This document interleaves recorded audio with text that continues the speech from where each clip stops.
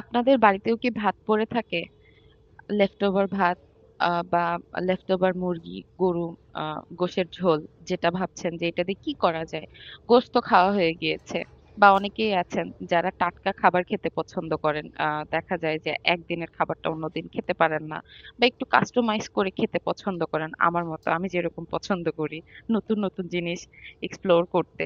তো তাদের জন্য এটা একদম 10 মিনিটের একটা রেসিপি। আপনার বাসার যা যা ইনগ্রিডিয়েন্টস আছে আপনি সবগুলো দিয়ে চটপট মজাদার একটি খিচুড়ি রেসিপি বানিয়ে ফেলতে পারেন।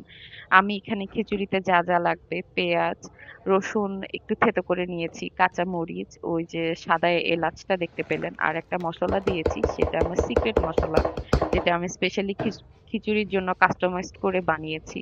আর এই যে আমি এখানে আমার পরিমাণ মতো লবণ দিয়ে নিচ্ছি। আপনি যতটুকু লবণ খেতে চান, আপনার এটা নিজস্ব প্রেফারেন্স, আপনি কম বেশি করে দিতে পারবেন, এটা আমরা সবাই জানি।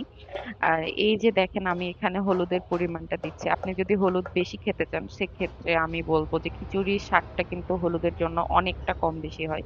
পরিমাণ মতো বা পরিমাণের থেকে একটু কম হলুদ দিলে আপনার খিচুড়ির টেস্ট বা একটা খিচুড়ির যে একটা ফ্লেভার আসে না, ওই ফ্লেভারটা ভালো লাগে, বা মানে মজার অনেকটা তারতম্য হয়। তো আমি বলবো যে আপনারা অল্প করে কি হলুদ দিবেন। আর এই যে মাস্টলি যেটা দিতে হবে সেটা হচ্ছে কাচ্চি ঘানি সরিষার তেল বা মাস্টার্ড অয়েল।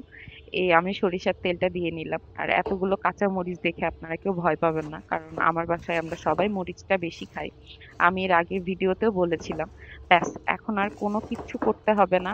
আপনি যদি ঝরঝরে খিচুড়ি খেতে চান তাহলে আপনার যতটুকু চাল তার থেকে একটু পানিটা কম দিবেন। আর যদি আপনি মনে করেন যে না, আমি খিচুড়িটা একটু মাখো মাখো খাবো, তাহলে আপনি যতটুকু চাল যে পরিমাণে ভাতে পানি দেন তার থেকে সামান্য